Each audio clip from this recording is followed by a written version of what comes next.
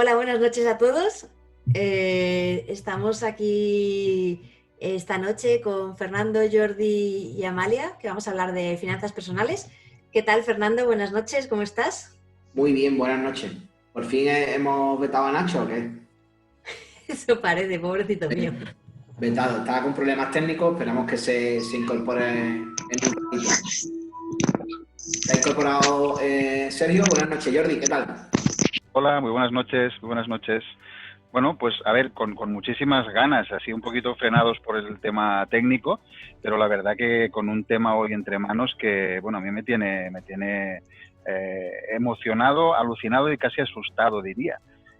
Porque, bueno, vamos a hablar de un tema delicado, ¿no? Un tema sensible. Y además, como estamos en la novedad del Zoom, desde primera hora tenemos aquí a una invitada estelar, nuestra amiga Amalia, que es Finanzas de Casa, a.k.a. Finanzas de Casa. ¿Qué tal, Amalia? ¿Cómo estás? Pues encantada de estar aquí con vosotros esta noche. Vamos a hablar un ratito sobre finanzas personales, ¿no? Fenómeno. Y mira, y acaba de hacer acto de aparición Pati. ¿Qué pasa, Pati?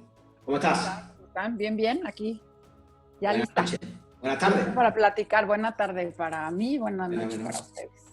Pues has visto que hay novedades sobre la marcha, hemos improvisado el programa en Zoom, ya después lo colgaremos en YouTube.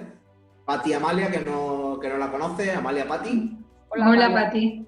Porque Se yo llama no sé si tú... Mercurio retrógrado, Fer. ¿Cómo? ¿El qué? Lo que está pasando se llama Mercurio retrógrado. ¿Sí o qué? ¿Y eso qué significa? Ostras.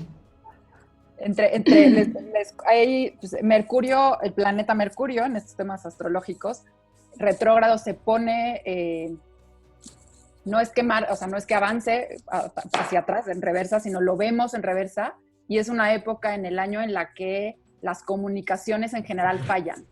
Entonces, y esto es típico de Mercurio retrógrado. O sea, este tema de no poder conectar ciertas cosas se atora, los teléfonos, hay que estar como bien con los respaldos y todos estos temas de comunicaciones tecnológicas se atoran y sí ya es como, o sea, yo ya tengo unos añitos enfocada viendo qué es lo que pasa y sí pasa. Entonces, este sí es para echarle la culpa a Mercurio retrógrado. No sé, ¿cómo lo ves, Fernando, para hacer otro programa con astrología para veterinarios? O... Totalmente, Me matan. No, me matan, me cuelgan de los... No, bueno, ya lo ves, que aquí cualquier idea se coge al vuelo y de aquí montamos otro...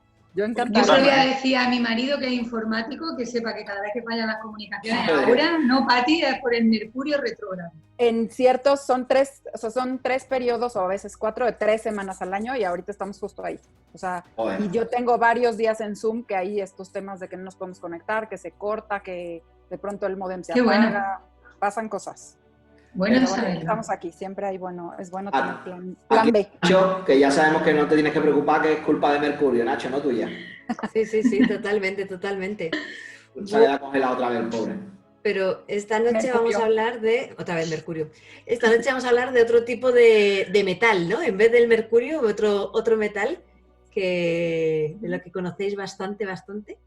Así que, bueno, si queréis, Jordi o Fernando, iniciar el tema de alguna forma. Al principio el tema eran finanzas personales. No tanto las finanzas en la clínica, que es más tema de gestión y tal, sino qué hacemos los veterinarios o qué hacen las personas con su dinero en casa. ¿Llegamos a fin de mes? ¿No llegamos a fin de mes?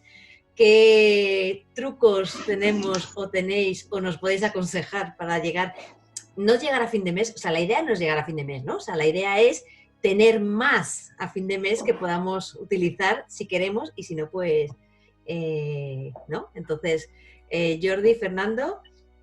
Bueno, mira, como veterinarios, y por intentar ligar un poquito el tema de hoy con los anteriores, en mi opinión es muy difícil poder llevar mínimamente bien las finanzas de la clínica si no somos capaces de llevar mínimamente bien las finanzas en casa. Lo que ocurre es que en muchos casos en la clínica, y depende siempre de la dimensión del centro, pero suele haber una persona encargada de eso, suele haber una persona que es la que toma las decisiones financieras. Entonces, muchas veces en casa esto no es así y debemos consensuar la toma de decisiones a nivel de dinero. Yo con las invitadas que tenemos hoy, pues la verdad es que poco me atrevo a contar. Lo que me apetece es hacer un montón de preguntas. Así que, no sé, Fernando, si quieres dar tu opinión, tu entrada y empezamos a bombardearlas ya. Sí, yo lo único creo que la realidad es que, por lo menos en las clínicas pequeñas, está muy mezclada las finanzas personales de la clínica. Es un problema. Es un único ente, ¿vale? Y muchas veces se elige comprar un equipamiento nuevo antes que irte de vacaciones o algo así. Normalmente creo que es lo que pasa y es un problema, creo que generalizado. Fuera parte de esa realidad, que creo que es así, por lo menos yo la digo así, encantado de que empiecen ellas dos a contarnos cosas. Pues si me permitís, ¿puedo hacer la primera pregunta? Cómo no, por supuesto, Ana, adelante. Una de las cosas que a mí más me llama la atención es que hay clínicos o gestores o propietarios de clínica que no se ponen sueldo y cogen lo que queda casi al final de mes para, normalmente suelen ser autónomos, y entonces, bueno, pues no se ponen un sueldo a ellos mismos, sino que al final de mes si queda algo, lo cogen directamente de la caja y ese es lo que se le lleva. Entonces, mi primera pregunta de todas es, ¿por qué debe de ponerse un propietario de clínica, para que quede bien claro, un sueldo? Yo creo que es que, para empezar, lo que tendría que haber dos economías diferentes. Una economía es la economía de la empresa, por lo que estaba diciendo Fernando, y otra economía, la familiar o la doméstica, o la economía de su casa. Entiendo que cuando alguien empieza un negocio, yo no lo sé porque yo no he empezado un negocio, pero por todo lo que he leído, cuando alguien empieza un negocio, al principio no se puede poner sueldo, porque al principio entiendo que todo se va en gastos, ¿no?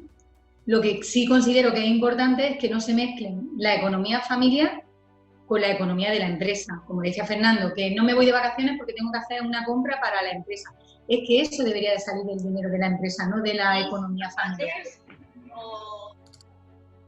Bueno, completamente de acuerdo, eso sería lo primero de todo.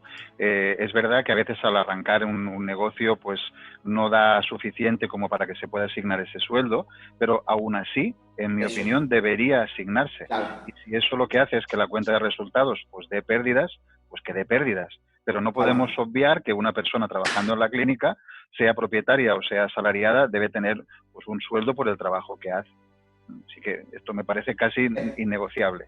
Es que hacernos trampa, yo creo que es hacernos trampa al solitario, es decir, te pones el salario que creas mínimamente justo para la labor que haces y si no te alcanza a pagártelo, pues se queda en deuda o si te lo pagas, pues te queda en negativo.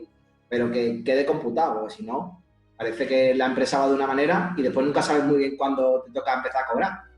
Y vas cogiendo dinero de la caja y eso no tiene fin. Y de hecho, una de las cosas que yo suelo decir siempre es primero págate a ti y luego paga a los demás. Porque si no, el problema es que si dices, bueno, ya si eso ya me pago yo, si tú te pagas a ti mismo y luego tienes que pagar a los demás, ya te apañarás tú de conseguir de alguna forma pagar a los demás. Entonces, primero págate a ti y luego pagas a los demás. Muy interesante, Ana. No sé si te lo compro así de entrada, pero me parece súper interesante para darle alguna vuelta. Dame unos minutos que lo reflexione. Vale.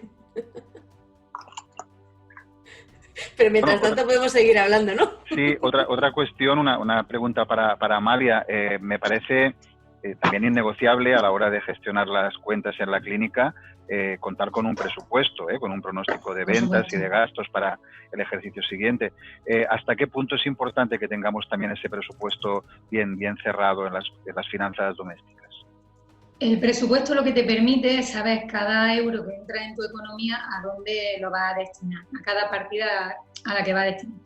El dinero, el ingreso que te entra a tu casa, ¿no? A la economía doméstica.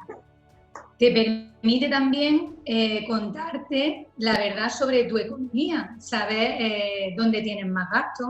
Si, por ejemplo, tú no sabes o no consigues llegar a final de mes, pero tú ves reflejado, guardas todos tus tickets y ves reflejado todos los gastos que tú has hecho durante ese mes y lo tienes bien presupuestado, vas a conocer realmente en qué gastas tu dinero. Es decir, es importante hacer un presupuesto, tener todos los gastos detallados, los gastos que son fijos, la hipoteca o si estás de alquiler, los gastos de suministro, de ropa, de ocio, y todo eso tenerlo reflejado. ¿Por qué? Porque te va a permitir que en el momento que tú haces un balance a final de mes, sabes en qué te has gastado tu dinero.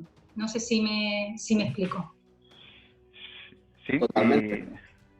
Y un poquito, bueno, pues para ahondar en esta cuestión, ¿tú crees que nos puedes dar unos valores de referencia? Es decir, ¿qué porcentaje de los ingresos deberíamos dedicar a los gastos fijos? ¿Qué porcentaje podemos dedicar al ocio o a las vacaciones? A ver, lo ideal, yo te voy a contar al revés. Yo te voy a decir lo que deberías destinar mínimo al ahorro todos los meses, que debería de ser al menos de un 10%. Si no puede ser un 10%, pues empieza con un 5%, o empieza con 30 euros, con 50 euros. Lo importante es vencer el yo no puedo ahorrar, ¿no? E intentar, como decía antes Ana, el pagarse a uno mismo primero. Es decir, tú llegas a tu sueldo y nada más recibir tu sueldo a primero de mes destina un 10% o la cantidad que puedas. Destina un 10% a una cuenta independiente de la cuenta de gastos comunes. Al principio te puede costar, a lo mejor, vivir con un 90% del sueldo, pasados 2-3 meses, dinero que no ves, dinero que no gastas y acaba acostumbrándote. Luego destinaría otro 10% a invertir. Pero claro, hay que tener en cuenta si, por ejemplo, hay deuda, si hay préstamos, que es más importante pagarlo, o si, por ejemplo, no tiene un colchón financiero. En el caso de no tener un colchón financiero, yo destinaría ese porcentaje, en lugar de destinar un 10% al ahorro y un 10% a la inversión, yo destinaría un 20% a ahorrar para conseguir un colchón financiero y luego el resto para vivir. ¿Qué sería lo ideal? Pues todo aquello que tú puedas aumentar, que en lugar de un 10% puedes destinar un 20%, pues destinaría un 20% al ahorro o un 20% a invertir. Pero si no puedo, empezar por poco, empezar por un 10% y luego ir subiendo esa cantidad. Aprovecho, porque os he dicho lo del colchón financiero y a lo mejor no sé si no conocéis lo que es el colchón financiero. No. El colchón financiero se llama colchón financiero porque dicen que es el que te permite dormir tranquilo. ¿A qué me refiero? Ahora, por ejemplo, con todo el tema este de la pandemia, del COVID, hemos visto todo en las noticias, mucha gente que no ha cobrado, ¿no? Ha llegado primero de mes, no se le ha reconocido el ERTE o directamente han perdido su negocio y no pueden hacer frente al pago de su hipoteca, de su alquiler o de alimentación, ¿no? Hemos visto también comedores sociales, otra vez, por desgracia, llenos de gente, pues eso, para poder subsistir. Entonces, un colchón financiero, ¿qué es? Es una cantidad de dinero que nosotros tenemos preparado para imprevistos. Por ejemplo, imprevisto, se nos avería el coche, una pérdida de empleo, una bajada brusca de ingresos, no sé, una rotura de un electrodoméstico. Hay gente que si se le rompe un microondas, no tiene dinero para arreglarlo y tiene que pedir un préstamo o utilizar una tarjeta de crédito. Entonces, ese colchón... Perdón, dime. No te pregunto. ¿Y ese colchón financiero cuántos, digamos, meses de ingresos estándar son? Eso es lo que te iba a decir. A ver, te dicen que debe de ser entre 3 y 6 meses de tus gastos fijos. Es decir, tú cobras... Realmente eso es fácil de calcular porque mucha gente con todo lo que cobra lo gasta todo y a final de mes no llega a final de mes sin nada. Entonces, si cobran 1.000 euros, pues sabes que tienes que tener entre 3.000 y 6.000 euros de colchón. Eso te va a permitir tener mucha tranquilidad, tanto si tienes un negocio como si no lo tienes. ¿Por qué? Porque ante una situación como la que hemos vivido ahora recientemente, hay familias, yo aprovecho, cuando salen esas noticias en la tele, aunque sean duras, yo aprovecho para explicárselo a mi hijo. Son pequeños, pero es igual, ellos lo entienden. Y yo se lo digo, si tú no tienes un dinero ahorrado, que esto de la pandemia tampoco es algo normal, pero sí puede llegar a ser normal que a ti mañana te despidan de tu trabajo, o que se te averíe el coche, o que Dios no quiera te venga una cosa más gorda, una enfermedad, no sé, cualquier historia. Si tú tienes un colchón que a ti te permite durante 3 o 6 meses, si es más grande, mejor, pero si tienes durante 3 o 6 meses cubierto tu tranquilidad, dices, bueno, no tengo trabajo o no voy a recibir ingresos este mes, pero sé que durante 3 o 6 meses estoy tranquilo. Yo digo que ese colchón tiene que ser tan grande como te permita a ti dormir tranquilo. Si yo estoy tranquila, sabiendo que durante un año voy a tener mi vida solucionada, pues yo prefiero tener un colchón de un año. Yo digo a la gente, le digo siempre a todo el que me pregunta, que empiecen a poco y que cuando lo tengan, pues si lo pueden ir haciendo crecer hasta que se sientan tranquilos. En el momento que tú tienes un colchón financiero, que tú tienes un presupuesto, que tú haces un control de ingresos y gastos, cada vez tienes menos imprevistos porque conoces tu economía. ¿Sabes? Hay gente que cuando le viene el pago de los impuestos, ¿no? Aquí en España el IBI, ¿no? O sí, cuando le viene el pago de los impuestos, ese mes les cuesta o no pueden llegar a final de mes, ¿no? Si tú tienes un presupuesto anual, tú sabes qué meses. Por ejemplo, septiembre llega el comienzo de escolar, ¿no? El comienzo de los niños. Sabes que vas a tener un gasto de libros, de uniformes. Si tú tienes tu presupuesto, tú puedes decir en septiembre, pues voy a ir ahorrando todos los meses un poquito para cuando llegue septiembre, pues que no tenga que pagar 300, 400 euros, no sé, cada uno lo que tenga que pagar. Si tú vas aprovisionando esa cantidad, luego no te va a suponer, cuando llegue ese mes de septiembre, no va a ser un imprevisto. No sé si me entendéis. Al final lo que se trata es de conocer tu economía. Y lo mismo es aplicable a esto como aplicable a un negocio, a una empresa. Es decir, tú en tu empresa también deberías de tener un colchón financiero. ¿Por qué? Y ponerte incluso en el peor escenario. Es decir, ¿cuánto tiempo podrías estar sin tener ningún ingreso? ¿O cuánto podrías aguantar? Y tener ese colchón financiero te va a permitir tener muchísima tranquilidad. De hecho, eso requiere tener un presupuesto bien hecho y considerar como algo además, prioritario ese ahorro o ese colchón financiero. Yo lo que hago, por eso decía, nada más recibir mi ingreso, yo cojo y destino una transferencia automática. Tú lo puedes hacer de tu banco, destina, nada más recibir tu ingreso, que no sé, suponte, recibes el ingreso el día 1, pues el día 5 automáticamente. Supongamos que ingresamos 1.000 euros, 100 euros a una cuenta independiente. Tú te haces la idea de que es un impuesto, de que es tu factura, yo me gusta llamarlo mi factura de libertad financiera, ¿no? Que tú te haces la idea de que es un impuesto que pagas. Dinero que no ves, dinero que no gastas. Si tú tienes 900 euros, con 900 euros tienes que tirar el mes, sí o sí. Si tú tienes 2.000 euros, te los gastas igual. Porque dinero que entra en la casa, dinero que te gastas. Si tú desde el principio lo apartas, es que el mejor truco se llama preahorro. Y puedes oír millones de trucos. Y el de las monedas, el de cada día de la semana echar 1 euro y luego empezar otra vez. Pero pues, yo lo digo que esos son trucos divertidos, son trucos para pasarlo bien, es decir, bueno, pues ponemos una hucha y esta para las vacaciones, la moneda de 2 euros, los billetes de 5 euros. Pero si tú te acostumbras a hacer eso todos los meses, lo haces automático y tú te haces la idea que te han bajado el sueldo o que te ha venido una subida de la factura de la luz, que te has contratado, yo que sé, una suscripción a Netflix, a lo que sea. Y ese dinero no lo ves, dinero que vas a conseguir ahorrar, ¿eh? Pero ahora que has dicho lo de las vacaciones, el colchón financiero no sirve para las vacaciones. No, eso es lo que te decía. El colchón es para emergencias. No vale que me han invitado a una boda y ahora pues, lo cojo del colchón.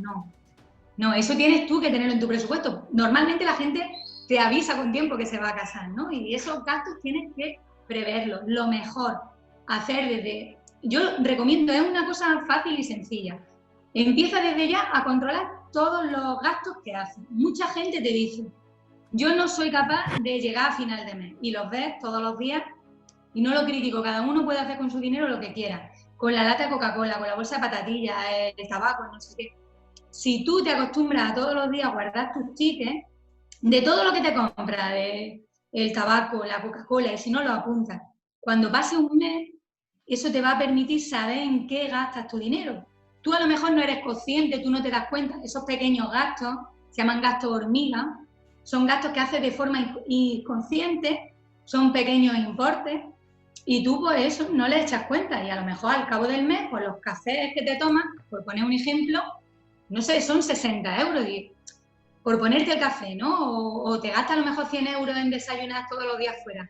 No te digo que no lo hagas, pero que si quieres ahorrar, durante un tiempo, a lo mejor te vas a tener que apretar el cinturón, que no pasa nada, que hemos estado todos 3 meses en nuestra casa y no hemos apretado el cinturón. ¿Sí o sí? Y si no se podía desayunar fuera porque estaba todo cerrado, pues al final ahorrábamos todos, ¿no? Pues si hemos sido capaces de hacerlo por obligación, pues cuando tú quieres y te pones un objetivo, es importante decir, ¿yo para qué quiero ahorrar? Porque nuestro cerebro no está diseñado para ahorrar, nuestro cerebro está diseñado para gastar y para gastarlo ya. Perdona, Amalia. Perdona. Es que, no, fenómeno. O sea, y nosotros encantados, que además está sentando cátedra. Pero es que veo un montón de similitudes con las empresas, en este caso las nuestras, que son veterinarias. Es decir, todo lo que dices son cosas que tenemos que aplicar. Es economía doméstica. Pero lo puedes aplicar perfectamente a una empresa. Tener un objetivo para cada cosa, ya te digo, música celestial. Dos cosas te quería preguntar. Primero, dime. ¿controlas los gastos con un Excel? Porque si es así, hará feliz a Pati. Mira, yo utilizo Fintonic, o mi marido, mejor dicho, utiliza Fintonic. Yo soy la que guarda los tickets. Y él es el que se dedica. Luego nos juntamos a primeros de mes y vemos todos los gastos de los bancos. Que es una aplicación específica, ¿no? Sí, pero hay muchas. Y con un Excel te vale. Y yo te digo que yo al principio lo hacía como una libreta. Yo al principio ahí también está el método Kakebo, que lo podéis apuntar por ahí si queréis, para que luego la gente ¿Cómo se llama? Kakebo, con 2 K. Sí, yo tengo el libro por ahí.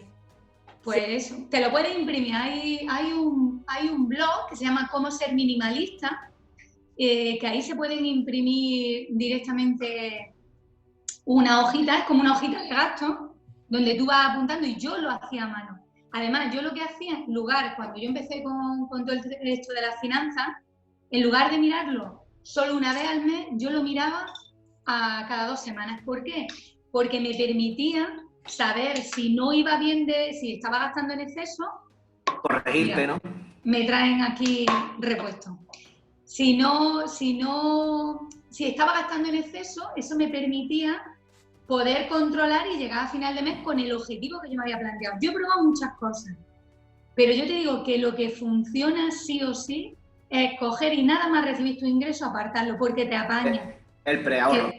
Vale. Sí, el preahorro. Yo tengo una amiga que el otro día nos juntamos el sábado pasado y decía, por culpa tuya he conseguido ahorrar 1.200 euros. Hace un año, el verano pasado, hablábamos de estos temas y esta mujer no ahorraba, esta amiga mía no ahorraba, no había manera. Y le dije, tú prueba, Belén, tú prueba a hacer esto. Pues el otro día me lo dijo, que por culpa tuya tengo ya 1.200 euros en la cuenta y no me he dado ni cuenta. Lo que te digo Perdóname, Fernando, que te interrumpa porque ibas a hacer una segunda pregunta, pero antes de eso me gustaría remarcar algo que ha comentado Amalia y que creo que es muy, muy relevante, y es que estamos hablando de cifras relativas, no de valores absolutos, porque bueno, podemos tener un presupuesto mensual de 8.000 euros y no llegar a final de mes, y a lo mejor tener uno de 2.000 o de 2.500 y manejarlo holgadamente. Lo digo porque a veces hay algunos gastos que dices, bueno, es que son unas cifras que lo del colegio vale tanto, que si esto vale tanto, pero que al final estamos hablando de valores relativos y no de cifras absolutas, ¿verdad, Amalia? Sí. Hay mucha gente que gana muchísimo dinero y se lo gasta exactamente igual. De hecho, hay una ley, que es la ley de Parkinson, que dice que tus gastos se expanden hasta llegar al total de tus ingresos. Todos hemos empezado con una nómina, o casi todo el mundo. Yo siempre me gusta hablar con cifras redondas. Tú cobras 1.000 euros y te gastas los 1.000 euros. Te suben a 1.200 euros y tú te gastas los 1.200 euros. Eso se llama la ley de Parkinson. Por eso, para evitar eso, lo mejor es nada más recibir tu salario. Yo te he dicho un 10%, que no puedes hacerlo con un 10%, que puedes hacer un 30%, mejor. Que puedes empezar con 50 euros, da igual, si tú lo que tienes que ver es que eres capaz de ahorrar. Y que si durante un tiempo te tienes que apretar el cinturón, pues te lo aprietas, que no pasa absolutamente nada. Tú tienes un objetivo y tienes que cumplir ese objetivo, tanto para la economía doméstica como para una empresa. Claro, genial. Tengo más preguntas, pero Ana, por favor, adelante. A mí paradme, que yo, como me gusta esto, me embalo. No, una de las cosas que estabas hablando de lo del colchón y todo eso, sí que me gustaría que hablaras un poco del término o del concepto más bien de libertad financiera. Sé que además esto que no lo hemos dicho, Amalia tiene un libro que se llama Finanzas en Casa, ¿no? O sea, bueno, Finanzas y Niños. Finanzas y Niños. Y Mira, eso es muy de la taberna, Amalia, enseñar tu libro. Finanzas y Niños. Pero bueno, como en el podcast nos escucha, que ya tenemos podcast, es, para que los que nos estén escuchando, es Finanzas y Niños de Amalia. Entonces, sé que eso lo nombras en tu libro, entonces también me gustaría que comentaras un poco el concepto, que lo explicaras. A ver, la libertad financiera es llegar a ese punto de tu vida en el que no necesitas trabajar y si lo haces es porque quieres, porque dispones de unas... ¿Qué? Dispone de una serie de rentas pasivas o de ingresos pasivos que te permiten cubrir el total de tus gastos. Eso sería la libertad financiera. Creo que antes de todo el tema de la pandemia, cuando los mercados funcionaban tan bien y todos íbamos tan bien, este era un tema del que, sobre todo en Twitter, que ahí estoy muy activa en Twitter, hablábamos mucho. A raíz del tema de todo esto que ha pasado del COVID, pues es un tema que un poco lo tenemos como más dejado a un lado, ¿no? Pero bueno, básicamente la libertad financiera es esa, crear o coleccionar una serie de ingresos pasivos. Ingresos pasivos pues son aquellos ingresos que tú consigues sin tener que hacer un trabajo activo, no sé, una renta de un piso, unos royalties, unas máquinas expendedoras que tú recibes un dinero, sin tú tener que hacer ningún trabajo o dedicándole poco tiempo, tú consigues una renta y esas rentas cubren tus gastos. Y no tienes la necesidad de trabajar si no quieres. Yo lo que digo es que para mí la independencia financiera o conseguir la libertad financiera sería poder trabajar en aquello en lo que a mí me gusta y poder hacerlo desde cualquier parte del mundo y con el horario que yo quisiera. Pero no solamente con royalties y con ingresos pasivos tipo casas y tal, sino que realmente una clínica veterinaria podemos considerarla, si nosotros no estamos trabajando dentro de la clínica veterinaria, como un ingreso pasivo. O sea, que es que no estamos aquí hablando de ponernos a alquilar pisos y tal, sino que nuestras propias clínicas veterinarias, si nosotros no salimos de la ecuación de la clínica veterinaria, es un ingreso pasivo. ¿Verdad, Pati? Veo que mueve la cabeza. Y el tema es cómo sacar a un veterinario que generó la clínica, sacarlo de la operación y sacarlo de la ecuación. Eso es lo que me parece muy interesante. ¿Cómo va a dejar a su bebé si él lo creó y lo puso y le trabajó? ¿Cómo de pronto va a dejar de controlar todo y de tener como todo su tiempo? O sea, hay una parte de trabajo y de visión como un poco a largo plazo en donde, decían hace ratito, cuando empiezan los veterinarios con una clínica no se ponen sueldo, ¿no? Y eso genera, me voy a regresar un poco al principio, estas repercusiones por ahí están las pizarras de Nacho, donde está poniendo cómo se calculan y cuáles son los costos y los precios que yo tengo que tener. Y si no está el monto de lo que vale mi trabajo, no estoy cobrando bien desde el día 1. Y entonces ahí empezamos con problemas porque no tenemos como esta claridad de, ya si en los primeros meses lo cobramos o no lo cobramos es otro tema, pero por lo menos en la ecuación tendría que estar. Y en ese momento en donde yo dueño de mi negocio, que es como un espacio o una gorra, una cachucha que yo me pongo, y otra es alguien que opera, y alguien puede ser el director, o sea, hay una parte que es, o eres socio, eres director general, o eres director médico, o eres médico veterinario que atiende. Y cada una de esas cajas y de esas funciones tiene un costo. La utilidad es la que se va al socio, y con lo que yo tendría que estar viviendo cada mes es el sueldo que yo me puse. Si desde el día 1 mezclamos ahí todo el asunto y yo creo que mi sueldo es la utilidad de mi negocio, nunca voy a alcanzar la libertad financiera porque siempre voy a estar dependiendo de qué es lo que pasa en esa clínica para yo vivir. Entonces ahí ya no hay Exceles, ni libretas, ni cuadernos que nos ayuden como a nada si no partimos de ahí. Con ese tema, a mí me hizo clic en la cabeza un libro que se llama El mito del emprendedor, que fue con el que yo dije, tengo que salirme de la ecuación. Que a veces cuesta más, a veces cuesta menos, pero a mí el mito del emprendedor me pareció justo lo que acabas de decir tú, y de hecho hay un mito del emprendedor de veterinarios, contado por un veterinario. El mito del emprendedor está en español, pero el mito del emprendedor en veterinarios está en inglés. Y es muy, muy bueno. O sea, yo se lo recomiendo que lo lea todo propietario de clínica veterinaria para que esto... Es curioso porque es un concepto muy básico, muy simple, que deberíamos saber cualquiera que emprenda en una clínica veterinaria.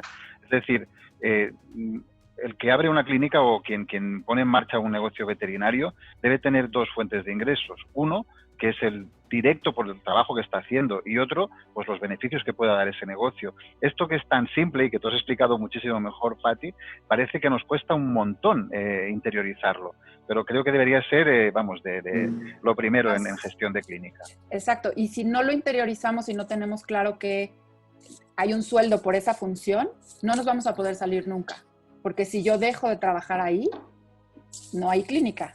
Pero, y ahí es donde está como este clic que hay que hacer, en donde pasamos generalmente los médicos veterinarios es el primer, salen de la carrera y ponen el negocio, ¿no? Pero si yo tuviera un trabajo, yo pasaría de empleada a autoempleada, no a empresaria. Y ahí es como justo este tema de esta parte que hablaba Ana del mito, ¿no? Sí, en el proceso de consolidación que estamos viviendo en España y también en otros países, algunos veterinarios empiezan a ver esto, que pueden vender su clínica a una cadena, a un grupo, y entonces ellos dejan de percibir dinero por el rendimiento de la empresa y se quedan solamente con su sueldo como veterinarios. Entonces es una manera de a la fuerza separar esas dos fuentes de ingresos que el veterinario autónomo debería tener muy claro desde el principio. Perdón, y por puntualizar, lo que decía Pati de las cachuchas, que supongo que serán camisas, ¿no? Yes. Deberías de tener, independientemente del beneficio y de tu salario como veterinario, pluses, ¿no? Porque por ser gerente de la clínica deberías cobrar más que por ser un veterinario senior, simplemente. Hay gente, por ejemplo, que tiene en su modelo de negocio tiene una guardería canina. Pues por ser el director de la guardería canina deberías tener un plus. No vale meterlo todo en la misma bolsa y cobrar, al invento, 3.000 euros por todo, porque a lo mejor solamente te merece los 3.000 euros como veterinario cirujano y traumatólogo, ¿vale? Y después, a cada cosa un plus. Y eso se restará del beneficio, pero el objetivo es tener un beneficio a final de año. Si no, no tendríamos empresa. Esa es la gracia, no tener un sueldo, por grande que sea, sino para tener beneficio. Claro, y suena de pronto, tenerlo consolidado y tenerlo tan claro suena tan complicado, como decía Amalia, de tener una ahorra de pronto de cómo ahorrar 1.200 euros. Pero es un pasito a la vez, y en el pasito es por lo menos tenerlo en el presupuesto y tenerlo claro en el modelo de negocio. Podré cobrarlo o no cobrarlo unos meses y me lo voy apuntando en la cuenta de lo que el negocio me debe. Pero sí tiene que estar considerado y poco a poco tenemos que ir llegando. Yo un modelo de un mexicano que tiene un libro que se llama Reconfiguración Financiera, en este tema de la libertad financiera y regresando un poco a la parte de gastos personales, dice que los compromisos mensuales, que es todos los pagos que yo hago, deberían de ser el 50% de mis ingresos. Entonces, y el otro 50% se compone de otras cosas, de regalos, de proyectos, de un porcentaje para que ese respaldo, ese colchón siga creciendo, etcétera, etcétera.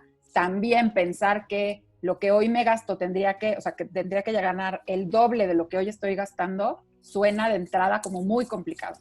Hay que mover una serie de cosas, una serie de creencias y hacer una serie de ajustes en mis patrones y en cómo gasto hoy en la vida para poder llegar a eso. Pero si no tenemos esa meta clara desde el principio, y ahí me salen los temas de planeación a mí, si no tenemos claro a dónde queremos llegar, pues no va, podemos seguir haciendo cosas que no vamos a llegar a ningún lado.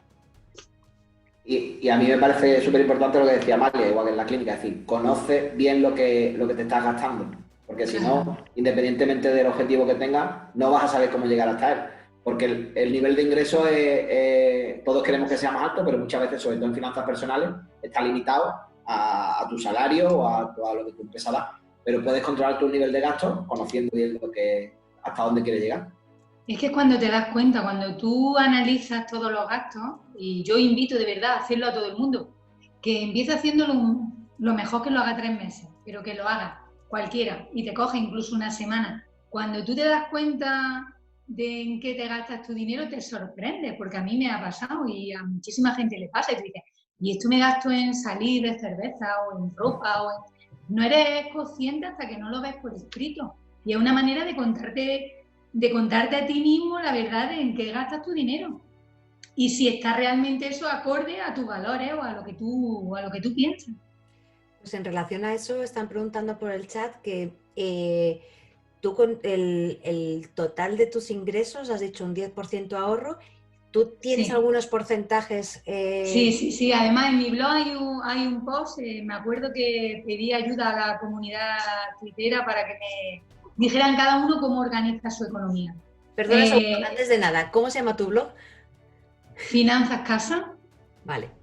Finanzas Casa, www.finanzascasa.com. Perfecto. Y en Twitter también me puedes encontrar así. Entonces hay muchas formas de hacerlo. Hay una que es 70-20-10. ¿Qué quiere decir esto? Un 10% a ahorro, un 20% a inversión y el 70% a vivir. ¿Vivir qué? Hipoteca, ocio, ropa, alimentación, suministros. ¿Yo qué es lo que digo? Que en mi opinión no debes dedicar un 20% a inversión si, por ejemplo, no tienes un colchón financiero, como hemos estado viendo, si tienes, y esto Pati estará de acuerdo conmigo, si tienes deuda mala. Deuda mala son préstamos, por ejemplo, de tarjeta de crédito con unos intereses muy altos o unos préstamos al consumo. Yo creo que es más interesante cancelar esos préstamos antes que dedicarnos a invertir. Pero, por ejemplo, esta sería una buena forma de organizar tu salario, 70-20-10. ¿Que no tienes todavía un colchón? Pues yo destinaría un 70% a vivir y un 30% hasta que me forme mi colchón. Una vez que tenga formado mi colchón y yo me haya formado financieramente sobre inversión, entonces ya dedicaría un porcentaje a invertir. Dime. Ahí está, la formación. Yo metería un porcentaje importante a formación. Quitaría un 10% del 70% de vivir y lo metería a formación. Yo soy un poco friki y meto más, pero... No. Es perfecto. Sí. Yo cuando la gente me pregunta o me mandan mensajes privados, me mandan correo y me dicen, ¿pero dónde invierto? Digo, la primera inversión tiene que ser en ti mismo.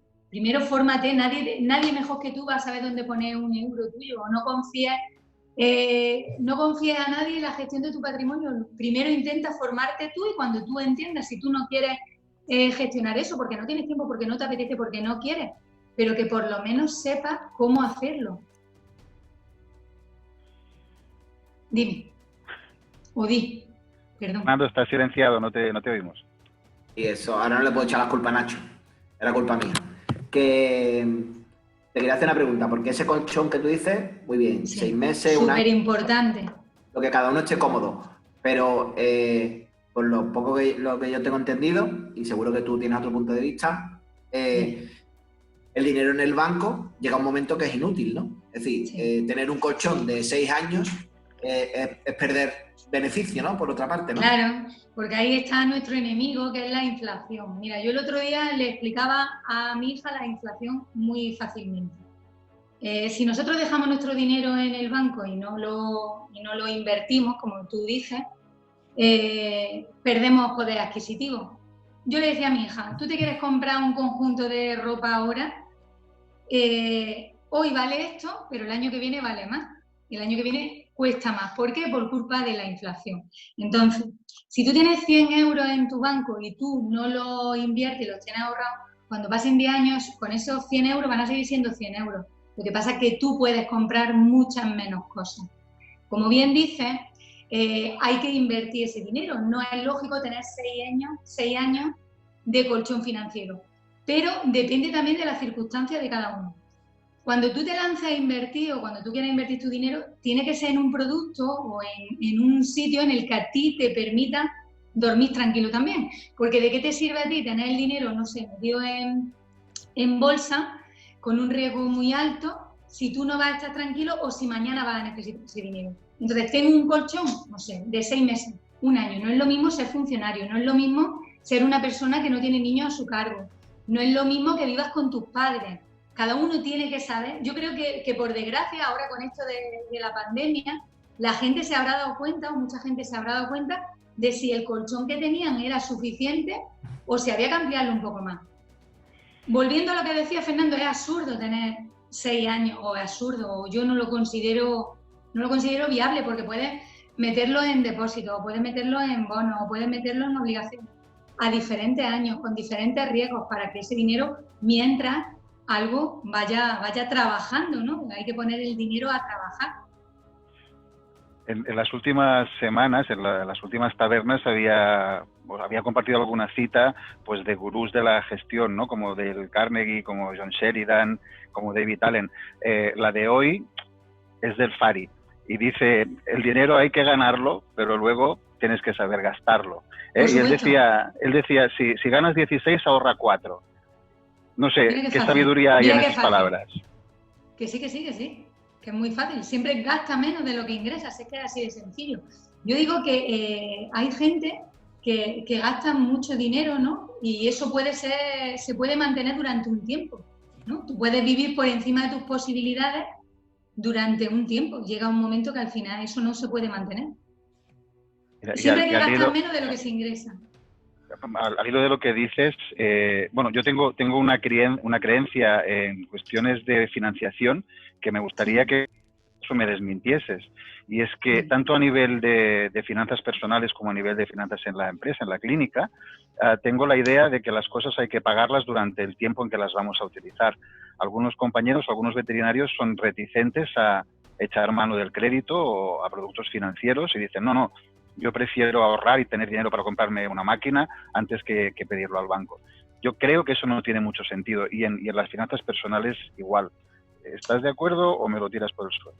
Yo te digo que cuando nosotros hablamos de deuda, decimos que hay dos tipos de deuda, la deuda buena y la deuda mala.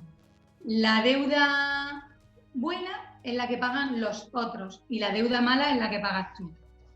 Entonces, si tú me estás diciendo que, por ejemplo, sí, es así de sencillo, te compras una casa para ti, es deuda mala, ¿no? Hoy en día es la única manera o la manera más fácil que tenemos de adquirir una vivienda. Pues si tú te compras una vivienda para alquilarla y esa hipoteca te la está pagando otro, pues de ahí hablamos de deuda buena. Si tú, Jordi, te compras aparatología y eso te lo van a ir pagando la gente que va a ir utilizando esos servicios, no me parece mal que adquiera una deuda. A lo mejor es la única manera que tú tienes de tener ese mejor servicio y de poder dar ese mejor servicio a tus clientes. Claro, ellos lo van a ir pagando poco a poco. Tú intenta que la financiación sea lo más larga posible, consigue un buen tipo de interés y no me parece mal. Es una deuda que te van a ir pagando los demás y tú mejoras el servicio que ofreces. Sobre todo, y por supuesto, además de ofrecer un buen servicio, permitir invertir en algo que te va a generar ingresos desde el primer día. Sí, es lo que hablamos. Eso sería la deuda buena, ¿no? Claro. Y también al hilo de esto, creo que vale la pena recordar el concepto de coste de oportunidad, porque a veces decimos, bueno, yo tengo un piso que he heredado de no sé quién y como no me cuesta nada, pues mi gasto en vivienda es cero. Creo que habría que tener en cuenta este concepto del coste de oportunidad, ¿verdad? No te entiendo, no entiendo lo que me quieres decir. A ver. Sí, bueno, Fernando, Ana, sabéis de qué estoy hablando, ¿verdad? Sí. Y él, por ejemplo, también lo que dice es que si cuando tú tienes por ejemplo, tienes un local en un leasing, ¿vale? Compras el local, tienes un leasing que vas pagando, yo que sé, a 15 años. El año 16, muchas veces la gente dice, yo ya no pago local, yo ya no... Vale. ¿Tú quieres decir que se ahorre ese dinero, quieres decir? ¿O? No, quiero decir que es un coste que aunque no tengamos que echar mano al bolsillo para pagarlo, debemos considerarlo. Por ejemplo, si yo estoy viviendo en un piso que he heredado y que no pago, a mí me cuesta 0 euros, pero si yo no estuviese viviendo en este piso y lo pusiese en el mercado de alquiler, generaría unos ingresos X, los que sea. Sí, pero bueno, tú tienes que hablar también de la realidad, ¿no? La realidad es que si nos ponemos en esa tesitura, es como si yo pago 600 euros de hipoteca y tú pagas 300. Tú deberías considerar que podrías pagar más. No sé, eso no lo comparto contigo o no lo entiendo. Pongo un ejemplo quizá más fácil de entender a nivel de finanzas en la clínica. Si las cuentas en la clínica las hace mi cuñado, que es contable y viene a hacer 8 horas a la semana y yo no lo cuento, ese es un gasto que es cierto que no lo estoy pagando, pero que va a generar una cuenta de resultados más favorable de lo que en realidad es. Y lo mismo para el local. Si tienes el sueldo o no lo tienes. Claro. Es lo mismo que el sueldo o lo más típico es el local. Es decir, cuando el local lo has comprado, una vez que lo tienes pagado, entre comillas, es decir, cuando no le debes nada a nadie... ¿Dedicar una parte a mantenimiento, a renovación? No. El alquiler que, si tienes una sociedad, por ejemplo, no estás pagando alquiler, si el local es de la persona física, por ejemplo, pues ese dinero deberías de pagárselo, deberías de separarlo. El negocio se lo paga a la persona física, claro. Y ahí tienes una inversión pasiva. Sí, estás trampeando tus cuentas. Oye, vale. Bueno, mira, no, Ana, no. ¿Sí? Venga, Ana, sí, venga, Ana. Bueno, que ya tenemos a Nacho con nosotros, que si no, el pobre que hemos tenido sus problemillas sin wifi y tal. Hola Nacho, buenas noches. Hola, buenas noches. Está batido. No estés triste. Mucho, porque tenía, o sea, no os podéis hacer a la idea, hice caso a Ana, no toqué nada. Hola Ana, hola Jordi, hola Pati. No toqué nada, ¿vale? Y lo tenía, y hasta 5 minutos antes estábamos haciendo la prueba de sonido y de repente se me ha caído internet. Y me ha dado un problema al ordenador, muchos conectados al mismo router y no ha habido manera de volver a entrar. Así que, bueno, puedo decir que tenía guión, tenía preguntas y hasta me he leído el libro de Amalia. Así que realmente... Damos fe. ¿Y qué tal, Nacho? Bien, a ver, a mí me ha parecido... Una opinión en Amazon, por favor. Claro que sí, pero no te pienses, si te fijarás, va a haber más gente que lo ha comprado esta semana porque se lo han preparado para esta taberna y demás. A mí me ha parecido muy interesante, son cosas que yo ya estoy haciendo y yo tengo apuntadas aquí 3 cosas. Luego ya me meteré en el tema, pero yo hay 3 cosas que me gustaría resaltar del libro. Qué bien. Me ha gustado muchísimo esa frase que nos dicen que nos enseñan a acumular pasivo. A acumular pasivo, es decir, no a tener una hipoteca. Activos. En el libro pone que nos enseñan a acumular pasivo, a tener una hipoteca, a tener un préstamo para el coche, a tener deuda. Eso es a lo que nos enseñan. No nos enseñas a tener una casa, sino a deberle al banco dinero para vivir en una casa. Sí, entonces, la carrera de la rata. Me pareció, sí. Eso es una cosa bastante obvia. La segunda que me gustó mucho fue el tema del preahorro. Es decir, que lo primero sea en el sueldo sea quitarte el ahorro. Y luego ya espectacular, 10 para ahorrar 20. Y lo más importante es la ley de Parkinson. No sé si habéis hablado de ella. Sí.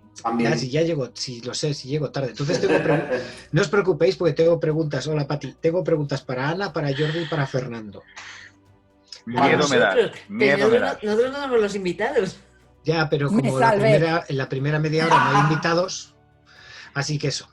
A ver, hay una cosa, yo la idea que tenía en mente cuando quise poner el tema de finanzas personales es, hablando con Pati precisamente, hola Pati, estás debajo mío, el tema de que muchos centros, la gran mayoría de centros, tanto en España como en Latinoamérica, tienen veterinarios que son empresarios, pero son el único empleado y se empiezan a confundir. Entonces, claro, cuando se confunden las cuentas personales con las profesionales, pues hay un gran lío. Hay un gran lío y es muy difícil que nosotros luego les intentemos hablar de gestión. Una pregunta que básicamente tengo para Amalia, que viene al hilo de esto que estamos hablando. Todo lo de las rentas, lo de las compras estas, la inversión es para que lo pague otro. En veterinaria se tiene la costumbre de, cuando tienes ahorros, gastártelos en comprar y no recurrir a préstamos. Y yo creo, como dice Jordi, que eso es un error. Sí, lo acabamos de hablar y es lo que hemos comentado. Si es para dar un mejor servicio a tus clientes y eso te lo van a ir pagando vía los servicios que vas ofreciendo, a mí me parece bien que se pida un préstamo para pagar esa aparatología que vaya a comprar para la clínica, me parece bien. Y luego la confusión que creo que está viendo que tenéis Jordi y tú, por lo que he podido entender, es que Jordi está hablando de la contabilidad analítica y luego está la contabilidad legal. En la analítica siempre hay que repercutir un alquiler aunque no lo estés pagando. simple y llanamente para tú saber la verdadera salud. Y son términos diferentes, es decir, si tú no te repercutes un 7% de alquiler y un 20% de sueldo, tu beneficio va a ser un 27% más alto. Igual es un 30% y piensas que realmente dices, tengo un 30%, de cada 100 euros que entran, de cada 1.000 pesos que entran, 30 o 300 son beneficio. Y dices, pues esto es muy bien, cuando la realidad es que solo son 3. Y ese es el principal. Coste de oportunidad que estabais hablando, ¿no? Sí, que es más o menos eso, es decir, el no repercutirlo. Perfecto. Hay una pregunta que tengo para Jordi y que creo que es importante. Tú que eres el que más nóminas firma aquí. Por cada 1.000 euros que pagas a un veterinario, ¿cuánto te cuesta a ti? Pues 1.600. Vale, esa era la pregunta más sencilla. La siguiente... Ya me lo temía. Hombre, no, la siguiente era para Ana. Ana, yo lo sé, tú tienes un sueldo, ¿verdad? Sí. ¿Y al principio lo cobrabas o no lo cobrabas? Sí, siempre lo he cobrado. Siempre lo has cobrado. Siempre lo he cobrado. Nunca te lo has dejado la empresa de ver. Nunca me lo ha dejado la empresa. Pero eso sería una posibilidad. No lo veo como posibilidad. Hombre, que una empresa quede negativo en pérdidas, es decir... A ver, el tema es que, bueno, de hecho es que lo hemos hablado antes, que yo considero que el primero que tiene que cobrar es el propietario y después ya pagar al resto del equipo. ¿Y por qué? Porque una cosa que todavía, ya han pasado unos minutos, Jordi, igual ahora ya le has dado una vuelta, porque lo hemos hablado al principio, me ha dicho, esto no te lo termino de comprar, dame unos minutos. Pero realmente para mí es, si yo cobro la primera, ya nos buscaremos la vida para no dejar de pagar a nadie, porque yo siempre he pagado a todo mi equipo y siempre he pagado a todos mis proveedores, nunca me he quedado en deuda con ellos. Entonces, te hace un estímulo para que no te pase esto. Pero fíjate que puede haber aquí, estábamos discutiendo que si churros, que si merinas, ha llegado Nacho y lo ha contado muy rápido y muy claro. Ha separado la contabilidad analítica de la contabilidad fiscal, ¿no? Y fíjate que claro queda lo del coste de oportunidad. Pues yo creo, Ana, que ahí pasa lo mismo, que es diferente lo que sería la cuenta de resultados del flujo de caja. Entonces, ¿qué pasa si al momento de pagar nóminas no llega para pagarlas todas? Te cobras tú primero y dejas a un empleado sin pagar. Si no te ha pasado nunca, oye, genial, perfecto. Pero me consta que, bueno, pues que en ocasiones pasa esto.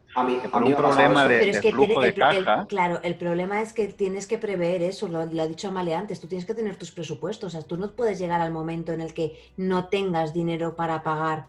O sea, pues a lo mejor hablo con un proveedor, antes de pagar un proveedor, pago a un empleado y le digo al proveedor, oye, mira, he tenido este problema, tal, no sé qué, te pago, y los proveedores... Renegocian los vencimientos, ¿no? Efectivamente. Porque para mí antes son mi equipo que el proveedor. Yo lo siento si nos ve algún proveedor de los que Nacho quiero que sean nuestros patrocinadores. El ASA no nos va a patrocinar. Que yo sí he estado en ese caso y yo no he tenido sueldo y después he cobrado siempre el último y a veces más y a veces menos. Y aunque ese debe estaba ahí, a mí la empresa, también yo eso, las nociones de gestión las he ido cogiendo con el tiempo. A mí la empresa nunca me ha debido nada y eso al final se quedó sin cobrar, ¿eh? O sea, yo si te valgo de sparring, yo he cumplido ese ciclo, Nacho. Vale, y ahora la última pregunta y se la abro a Pati y a Fernando, que conocen centros. ¿Creéis que los veterinarios se ponen sueldos bajos artificialmente para, no lo sé, para que las cuentas de resultados estén mejor, que cobran menos de lo que deberían? ¿Pati? Yo no me iría ni a sueldos bajos, de pronto no se ponen ni sueldos. Lo que decíamos hace un ratito es, si no está ese sueldo, estas clases que tú estás dando en la pizarra de cuánto cobrar en este modelo de negocio, pues por supuesto no van a salir bien, ¿no? Entonces, podríamos pensar que no poner un sueldo me va a generar mejores resultados y más utilidad, pero no, porque voy a estar cobrando menos de lo que debería de estar cobrando y de todos modos los números no van a salir. Y al no cobrar un sueldo tampoco tengo esta claridad de cuánto cuesta ese trabajo que alguien, o sea, que en este momento estoy haciendo yo, pero que en algún momento podría delegar para entonces ser dueño de una clínica y vivir de las utilidades y pasar a esta parte que decía Amalia de de libertad financiera y de tener mi dinero en un negocio que a mí me dé para vivir. Entonces, ahí hay que tener muchísimo cuidado desde el principio, desde la planeación y desde el planteamiento del negocio, digamos. Hay un mantra, hay una idea generalizada en este aspecto, en la gestión de clínicas, que yo creo que debemos destrozar desde ya, y que si alguien lo tiene todavía debería borrarlo definitivamente de su cabeza. Y es que el veterinario, el propietario de la clínica, debe cobrar el doble que el veterinario mejor pagado. No sé si os suena esta cita. Claro, sí, yo sí la he escuchado. Claro, bueno, huelga decirlo, pero por supuesto deberíamos retribuir a cada uno, incluidos nosotros mismos, en función de la productividad. No hay otra, ni antigüedad ni nada. No, es un tema de productividad y saber qué cantidad. Disculpa, Nacho, termino en nada. Saber qué cantidad, creo que una o dos buenas preguntas para saber cuánto deberíamos asignarnos es preguntarnos qué cobraríamos nosotros por hacer ese trabajo en otra clínica, o qué le pagaríamos a otra persona para que viniese a hacer nuestro trabajo en nuestro centro. Vale, pero ahí voy a hacerte una pequeña puntualización. Por supuesto que pagarte de veterinario solo por ser el dueño el doble que el siguiente veterinario no tiene ningún sentido. Pero estamos hablando... Lo has oído 1000 veces como yo, ¿verdad? Exacto. Hasta lo he escrito yo en algún lado. Pero no lo he escrito como tal, sino por las responsabilidades que acarrea. Es decir, yo divido la parte de veterinario que estás trabajando 4 horas de veterinario, 4 horas de gestor, o 6 horas de veterinario, 2 horas de gestor. Le doy mucho más valor añadido al ser el que toma las decisiones, porque a fin de cuentas el director, el CEO de Inditex gana cientos de miles de euros y hace sus 40 horas o 50 horas que sea. Pero las decisiones que toma son mucho más importantes. Por tanto, pagar a un veterinario el doble solo por ser quien es y no tiene sentido, sino que habría que ver si tiene las responsabilidades de toma de decisiones. Y ahí te voy a coger un hilito y lo voy a juntar con lo que dice Amalia de que el 10% de lo que ganas tiene que ir al sueldo. Yo lo llamo el fondo de las pandemias, porque yo tengo un fondo pandemia que me he gastado en esta pandemia, no lo voy a negar. Pues menos mal que lo tenía. Sí, que básicamente es lo que se habla de 3 veces tus gastos fijos mensuales, más o menos. 3, 6, sí. Hablas hasta 10, 12, los que sean posibles. Pues bueno. Y luego el 20% de ahorro. De ahorro-inversión, llamémosle ahorro-inversión. Yo me he mirado los datos de la OCDE. México no está. Está en Chile, está Colombia y no sé quién más está de Latinoamérica, pero México no está. Es uno de los deberes que le puse a Pati. Y en la OCDE te habla de que el 30% del gasto en España de las familias es para la vivienda. El 12% para el transporte, el 11% para la alimentación. Si nos quedamos con eso, que hace más o menos un 50%, más luego el 30% que dice Amalia, nos queda un 20% para vicios, entre ellos el veterinario, que es realmente lo que nos tenemos que dar cuenta. Y con eso me he cogido ese 30% y digo, bueno, pues si lo multiplico por 3,3, es el salario que tiene que tener alguien que trabaje para mí. Si los alquileres en la zona en la que yo tengo la clínica son 500 euros, lo multiplico por 3, con 3 me da 1.500 euros, 1.600 euros que necesita llevarse de sueldo neto. Lo multiplicamos por la productividad y tenemos un ratio muy claro de cuánto tiene que producir un veterinario, cuánto necesito facturar para tener un veterinario y por qué se me van los veterinarios. Pues se te van porque le dedican más de un 30% a la vivienda y no pueden ahorrar. O se tienen que pasar 2 horas yendo y viniendo todos los días. Entonces, ¿tú lo ves como yo, Jordi, que el problema es que los salarios se pagan según convenio y no según donde tengas tú la clínica para que la gente pueda vivir alrededor? Bueno, ese es un factor muy claro y hay algunas zonas en España pues donde es muy evidente, ¿no? Algunas zonas de las islas, por ejemplo, donde es excesivamente caro o exageradamente caro el coste de la vivienda. Pero yo vuelvo a lo mismo, creo que no hay otro criterio. El salario debe ajustarse a la productividad. Quizás matizar un poquito lo que decías del CEO de Inditex. Sí, tomando decisiones muy importantes, pero al final eso se traduce en productividad. Creo que estamos de acuerdo, ¿no? Sí, sí. Claro, y el precio de la vivienda, pues por supuesto, sí, eso puede limitar mucho. Me gusta mucho el cálculo que has hecho, Nacho, porque es bastante fácil de entender. De hecho. Y bueno, y puede ser una una forma de entender por qué se marchan los veterinarios, ¿no? El índice idealista, ¿eh? Sí, yo en su día lo hice, es decir, yo en su día relacioné el coste de la consulta al coste del metro cuadrado de alquiler o compra de casa en cada zona de España, para ver realmente qué sitios eran más caros, porque la vivienda te dice que es el gasto más grande que tienes tú individualmente, te dice más o menos cuánto gana la gente. Por tanto, tú puedes relacionar esos dos factores. Entonces, Amalia, no te estoy ignorando. Es que como he llegado con muchas ganas de hablar, esta es la media hora que tengo primero para lucirme. Así yo descanso y Pero en México, Pati, ¿cuánto dinero dedicáis vosotros de vuestro sueldo a pagar la vivienda, la alimentación, ese tipo de cosas aproximadamente? ¿Lo sabes? ¿Te lo imaginas? ¿O crees que sería una cosa interesante de saber? ¿Me estás preguntando a Pati? Bueno, a ti personalmente no quiero saber. Ah, ok. No te voy a decir mis números, pero sí te puedo decir que ya tengo un ratito trabajando en este tema, seminarios, libros, etcétera, etcétera. Hace ratito decíamos que según una de las personas que yo sigo en México, él recomienda que tus gastos mensuales, y voy a quitar de ahí educación y proyectos especiales y diversión, tendría que ser el 50% de lo que ganas. Pero no solamente la vivienda, o sea, gastos personales, que exactamente, es vestirse, como gastos comer. Personales. Hijas, comida, sí, hijas, comida, etcétera, etcétera. La gente gasta muchísimo en vivienda. Yo no creo que sea el 30% para nada en México. Es mucho más que eso. Y hace ratito me quedé con ganas de comentar. Decía Amalia que había deudas buenas y deudas malas. ¿Sí? Sí. De este lado del charco decíamos que, y confundimos, y creo que funciona para las finanzas personales y para el negocio, confundimos activos con posesiones. Y este tema de mientras más gastas, de mientras más ganas, más gastas, si nos vamos con posesiones, que es lo que en general nos vamos, entonces ganamos más y entonces vivíamos en un departamento, pero ahora ya quiero un piso allá más grande, y ahora tenía este coche, pero gano más y entonces ahora ya tengo uno más grande, y todas esas cosas que voy incrementando en posesiones me van generando más gasto, y por eso no hay dinero que alcance jamás. A mí eso me ha ocurrido mucho cuando yo voy a hablar al otro lado del charco, como dices tú, a vuestro lado, y hablo del control del gasto. Es algo que no se entiende.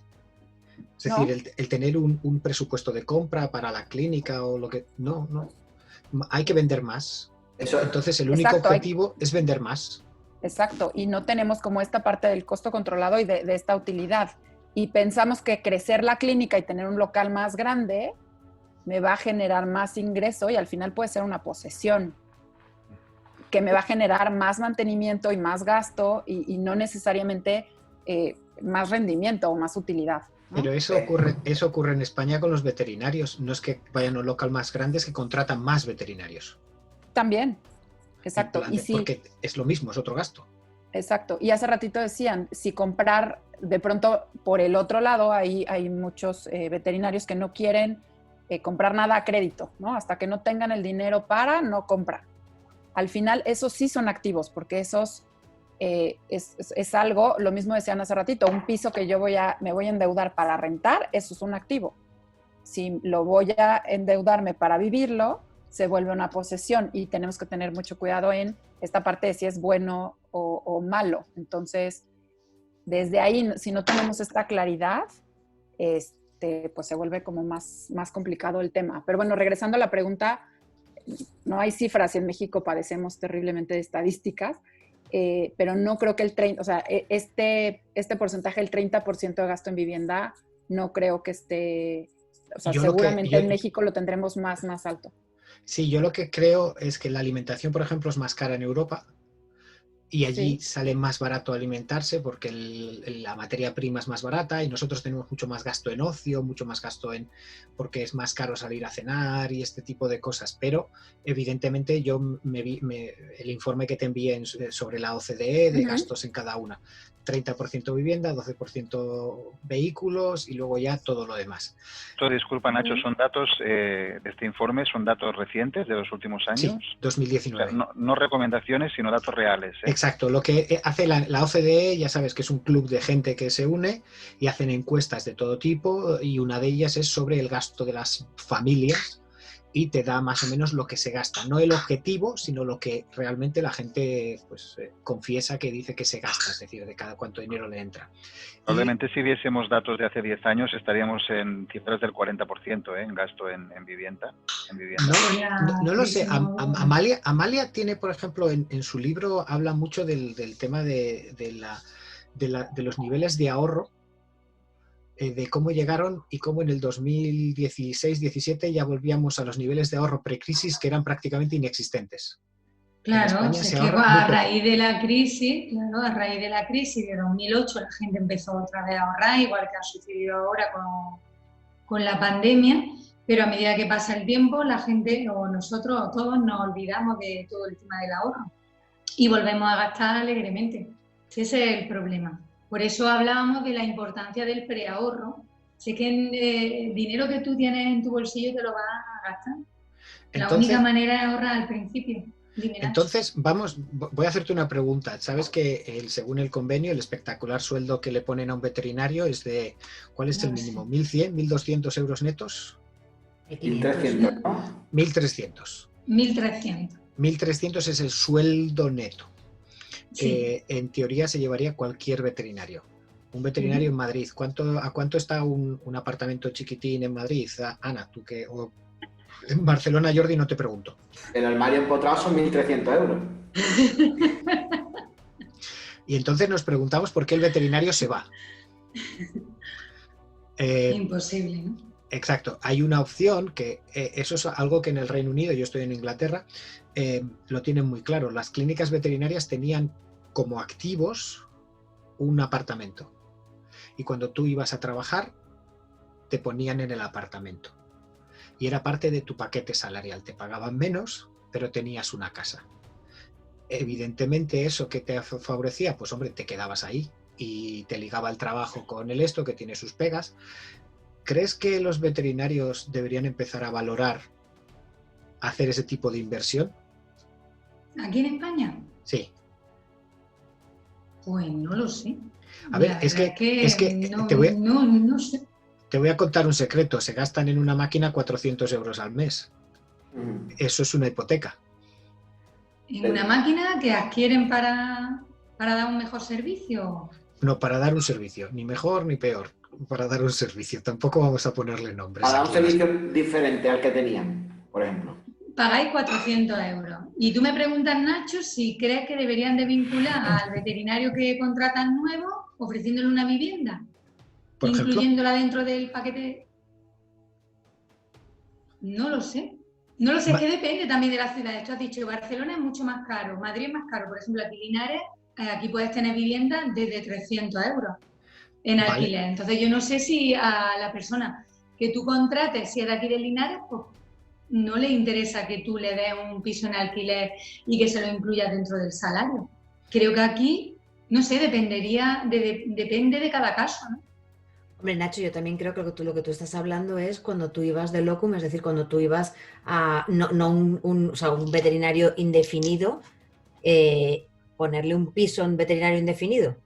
Pero yo estoy en un montón de sitios siendo indefinido en el que tenía casa, sí. No está mal pensado, ¿eh? Pero, por ejemplo, creo que en España eso legalmente también conlleva problemas, ¿eh? Porque no puedes hacerse pago en nómina, tendrías que obligarle a que te pagara a ti el alquiler. Podría sonar rarete. Es como un pago en especies o algo así, sería, creo, igual que lo de... Sí, o las dietas, ¿no? Tributo a seguridad social igual, no sé, creo que puede tener sus aristas. Pero no es una opción. Bueno, y eso es... Perdona, el sueldo que has dicho que era convenio 1.300 euros, que es lo mismo en cualquier ciudad de España, en Barcelona también 1.300 euros. Pues no sé, Jordi, ¿cuánto está allí de media de alquiler un piso? Claro, muy caro, pero quiero decir que el convenio lo que hace es marcar unos salarios mínimos. Que por cierto, aprovecho para recordar que deberíamos estar hablando de bruto anual y olvidarnos del neto. El neto no existe, son los padres. Hablamos de bruto anual. Yo te he dicho que cada 1.000 euros que pagas, ¿cuánto es? Son 60% más, 1.600. Pues esos 1.300, ¿qué son? 2.000. Eso es, sí. Bien, venga. Pero es un mínimo, ¿eh? No hay nada que impida que le pagues mucho más a un veterinario. Sí, bueno, pero entonces, si fuera ese el mínimo, ¿no? Entonces vamos a entrar en el debate de la semana que viene, si hay suerte y hay internet, que será el precios mínimos en veterinaria. Que nos estamos metiendo. Pati, ¿quieres venir la semana que viene tú también otra vez? Porque... Eso lo dejamos para la semana que viene. Seguimos, yo creo que con las finanzas personales, que además es que es un tema que es bastante necesario en nuestro día a día. Sí, a ver, voy. Ahora Yo quiero lanzar una pregunta después de Nacho. El haber marcado un salario mínimo, lo que ya ha hecho ha sido a todo el mundo decir, aquí empiezo. Si en lugar de haber puesto un salario mínimo no existiera, la gente de Barcelona tendría que pagar más. Pero ahora ya saben que te pago según convenio. Pero vamos a ver, el que estaba pagando ya en base a productividad, yo no creo que vaya a rebajar lo que pagará el veterinario ajustándose a ese convenio, porque antes no lo tenía y ya le estaba pagando más. Yo creo que el convenio, aunque probablemente insuficiente, pues bueno, sirve como mínimo como una base, ¿no? Más abajo de aquí no podemos caer, pero no creo que afecte a que estuviese pagando por encima en base a productividad.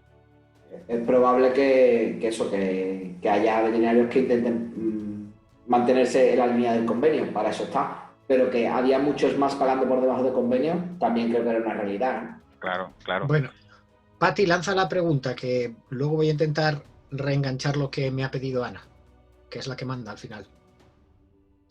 ¿Qué has pedido, Ana?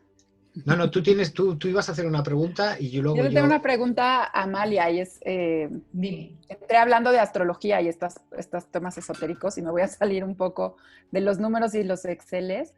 ¿Qué pasa antes de si está todo este tema de que hay que llevar las cosas en orden y hay que hacer presupuestos, hay que ahorrar y tal? Hay todo un tema de creencias atrás del dinero, si nos regresamos a hablar de finanzas personales. Sí. Que me parece importantísimo. Como que estas son las barreras que no nos dejan llegar a esos lugares en donde ya todas nuestras finanzas están controladas o están bajo nuestro poder. ¿Qué opinas, Amalia, de la creencia alrededor del dinero? Increíble. Yo hago mucho hincapié tanto en el blog como en el libro sobre las creencias limitantes en torno al dinero. Y es cierto, porque en todas las charlas que yo he dado, tanto a niños como a adultos, es una cosa que nos limita mucho y es algo que no nos planteamos. Yo me acuerdo de una charla que di eran críos de 9 y 10 años, y a mí me gusta empezar preguntándoles qué es el dinero para ellos, ¿no? Y me levantaban la mano y decían, el dinero es malo. Digo, sí, y entre todos, cada uno me decía, ¿no? Y me decían incluso, es que hay gente que cuando no tenía dinero era bueno y cuando tienen dinero son malos. Esas son cosas que los padres decimos. Pero me llamó mucho la atención un niño que me dijo, el dinero es malo. Digo, sí, dice, sí. Mi madre trabaja en una administración de lotería. Dice, tocó el dinero, se tocó un ojo y le salió un orzuelo. Y dice, fíjate si el dinero es malo. Pero ya fuera coña, y eso es verdad, eso es real. Son muchísimas las creencias que tenemos en torno al dinero, a que el dinero es malo, a que el dinero no hace malo. Yo digo que el dinero es una herramienta. Y Pati, yo creo que estará de acuerdo conmigo, es un medio de intercambio, ¿no? Es un medio que nos facilita la vida. Yo les digo a los críos, para que lo entiendan, yo les digo, un bastón, cuando me dicen el dinero es malo, digo, tú coges un bastón y un bastón te ayuda a caminar, ¿no? A una persona ciega, por ejemplo, o a un anciano le ayuda a caminar. ¿El bastón qué hay? Me dicen todos, el bastón es bueno. Digo, y si yo ahora cojo ese bastón y con perdón le doy a un perro, ¿quién es malo? ¿El bastón o la persona? Dicen, la persona. Digo, pues lo mismo ocurre con el dinero. Tú puedes tener dinero y utilizarlo para hacer un bien o para hacer un mal. Yo digo, si eres generoso, tú lo vas a hacer y con dinero vas a poder ser más generoso. Y si eres mala persona es porque ya lo eras antes. El dinero al final lo que hace es potenciar lo que tú ya llevas dentro, pero yo pienso que el dinero no es malo.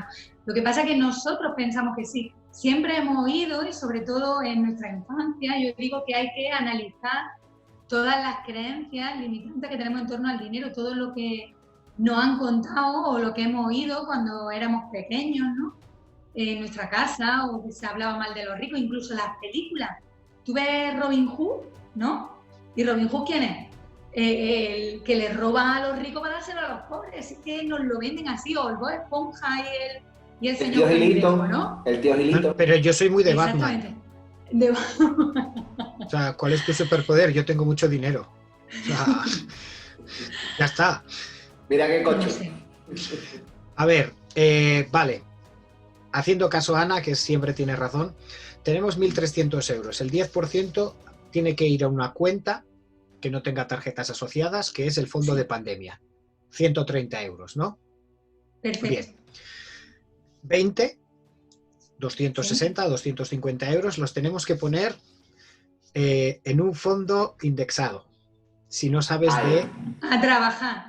Lo tenemos que poner a trabajar. A trabajar. A ver, te voy a contar una experiencia personal y esto es básicamente para darte la razón completamente. Yo, unos ahorros que tenía cuando estaba en la facultad, yo los invertí cuando Endesa se hizo pública, cuando pasó de pública a privada.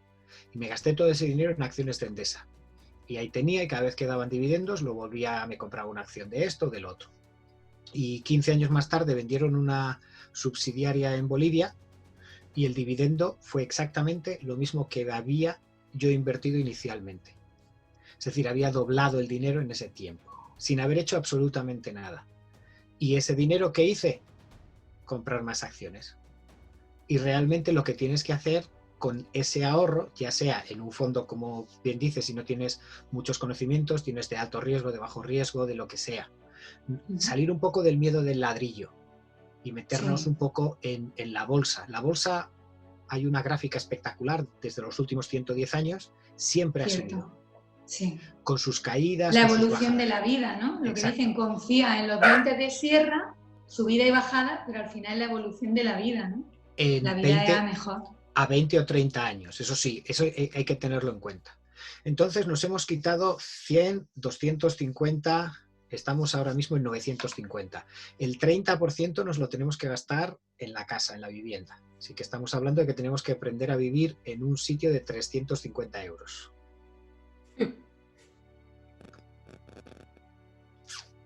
Ahí es donde me dejan de cuadrar los números. Sí que puedo entender el control del gasto y que no nos tenemos que ir a las Maldivas de vacaciones, que nos podemos ir porque te vas a Cancún. Esto es una cosa que me contaban a mí hace muchos años. La costumbre que tenía la gente de irse a Cancún para hacer lo mismo que puedes hacer en Tenerife, pero por la mitad de precio. Meterte en un resort con una pulserita durante una semana. Yo entiendo la última parte. A mí lo que me falla es la parte del medio. ¿Cómo vamos a conseguir convencer a los veterinarios que empiecen a ahorrar en el mismo momento en que empiecen a trabajar? ¿Cómo lo podemos hacer, Amalia?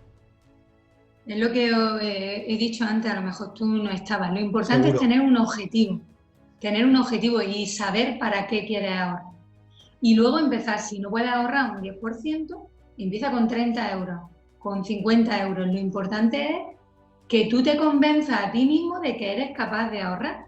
Y teniendo un objetivo, no sé, unas vacaciones, un colchón o como tú lo llamas, un fondo de pandemia, o que te quieras comprar un coche o pagar una entrada de una casa o unas vacaciones, que tú te pongas un objetivo y yo te aseguro que se puede ahorrar, es lo que comentaba antes. Ahora nos han obligado a todos, esto de la pandemia, porque todo estaba cerrado y todos hemos estado en la casa y hemos podido prescindir del ocio, sí o sí, durante 2 meses y medio o durante 3 meses. Yo no digo que lo tengas que hacer siempre, pero si durante un tiempo te tienes que apretar el cinturón, pues lo puedes hacer perfectamente.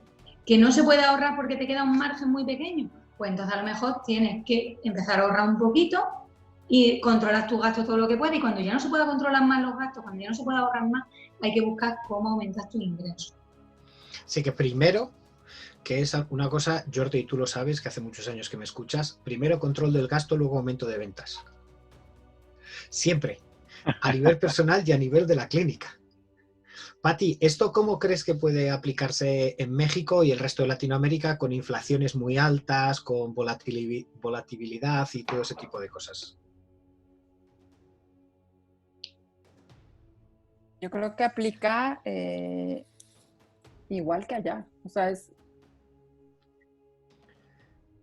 Creo que paso uno es conocer, no, me quedo callada porque me va el internet, pero acá arriba.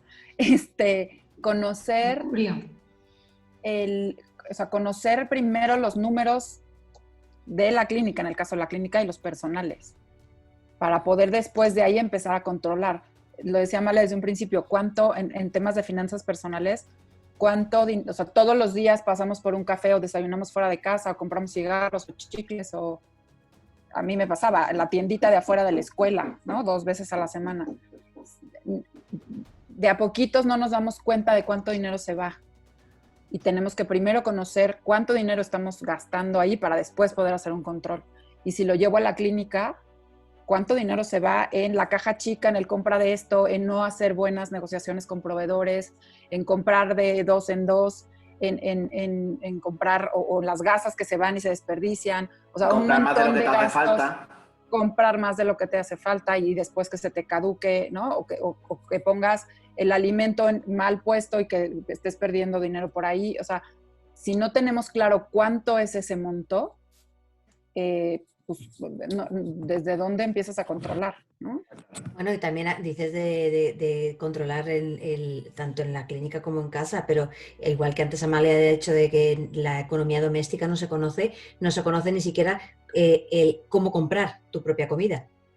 O sea, partiendo de la base de que no sabemos comprar, o sea, yo porque tengo suerte en casa y tengo un chef en casa que es el que hace la compra, y mis gastos en comida han hecho así, han bajado un montón, pero realmente no sabemos comprar. Nadie nos enseña a comprar, igual que nadie nos ha enseñado a ahorrar, ni nadie nos ha enseñado a firmar una hipoteca. Eso puede hacer un menú semanal. Yo creo que con eso se ahorra muchísimo. Sí, en mi blog podéis encontrar un post sobre eso y un menú para que lo podáis poner en Sí, casa. pero ya no solamente es hacer el menú semanal, es aprender a comprar en el mercado. O sea, aprender a leer las etiquetas del precio, por ejemplo. Es que solamente eso, que parece tan tonto, a veces miramos el precio unitario de un envase y nos olvidamos de leer el precio por kilo o el precio por litro. Y muchas veces ahí estamos pagando más dinero de la cuenta sin darnos cuenta. Y el envasado, comprar los productos, en vez de irte a la charcutería que te compren a que te corten en ese momento el jamón, comprarlo ya directamente envasado porque es más fácil cogerlo, estás pagando plástico ahí.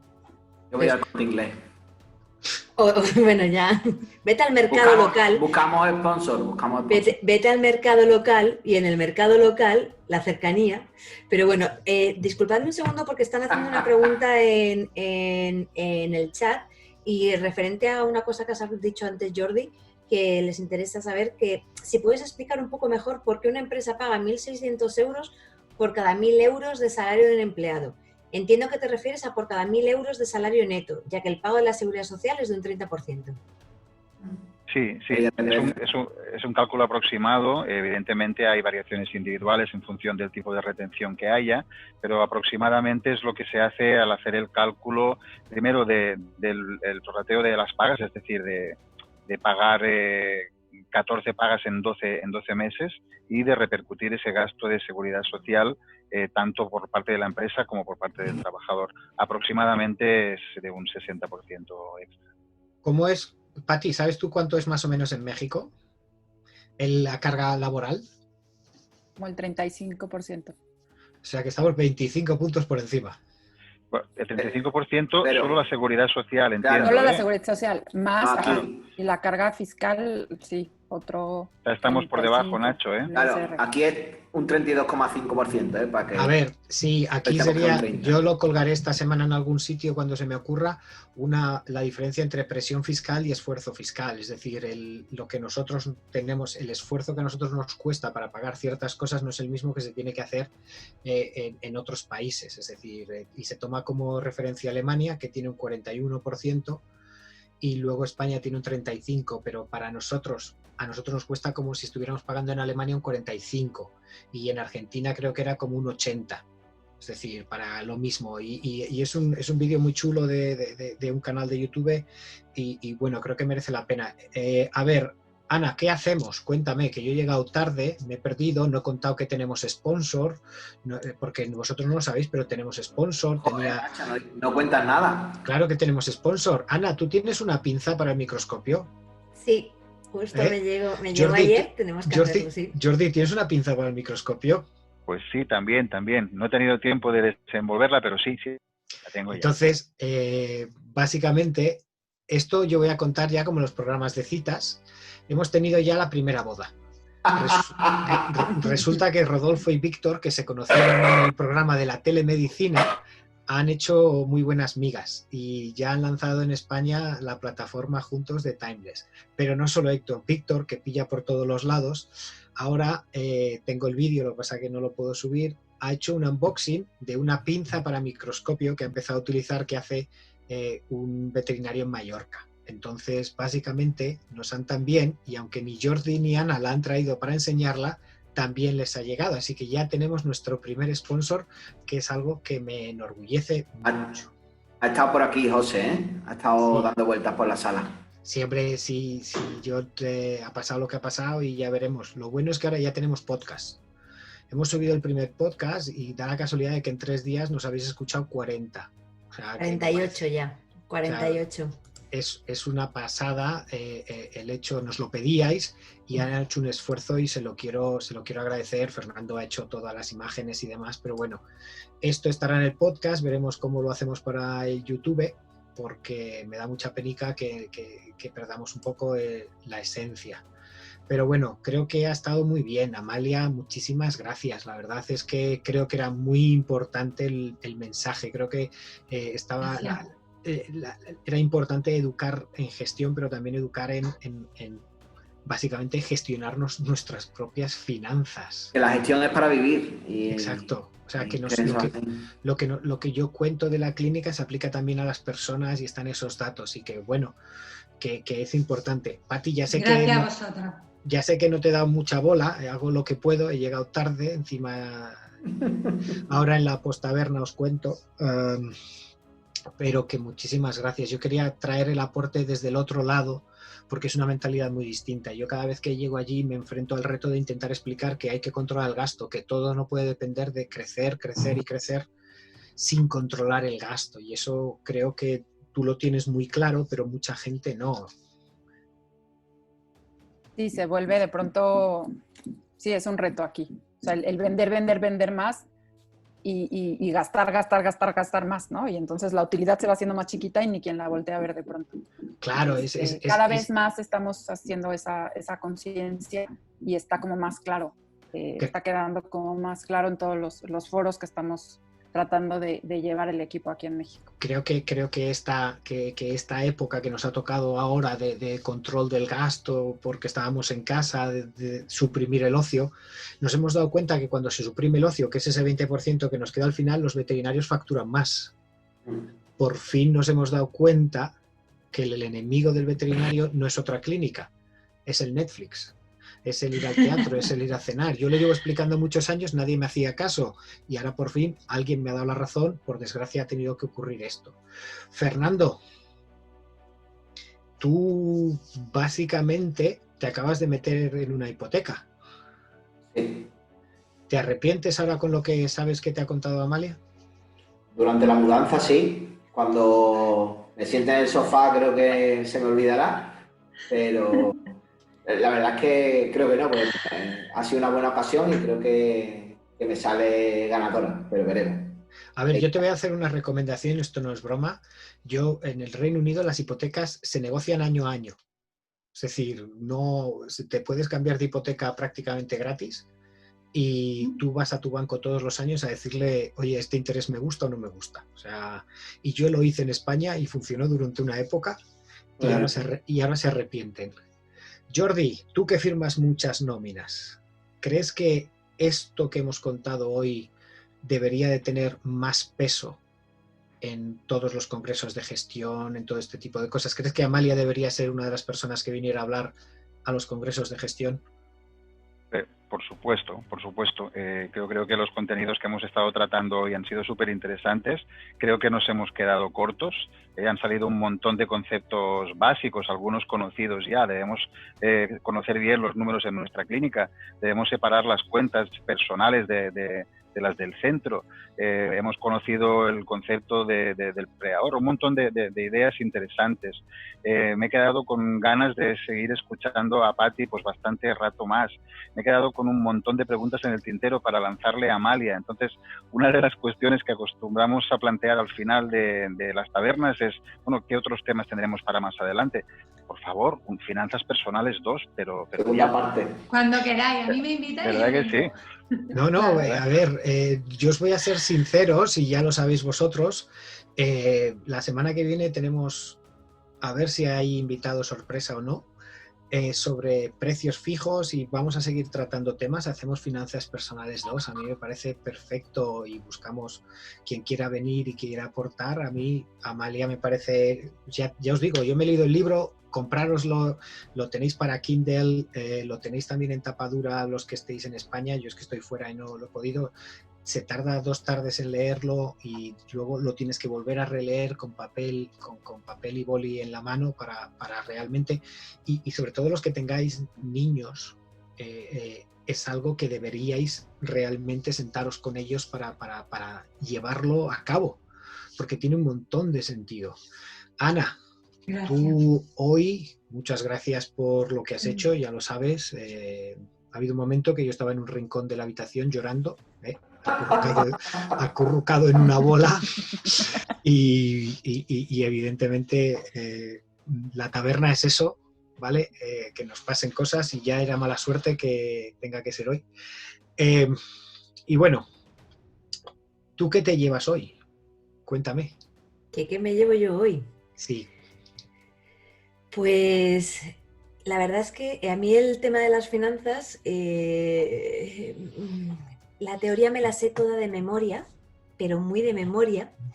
De hecho, la he refrescado aún más y cada vez que la escucho, y bueno, antes nos está hablando Amalia y yo, que tenemos gente en común y tal, me entran ganas de...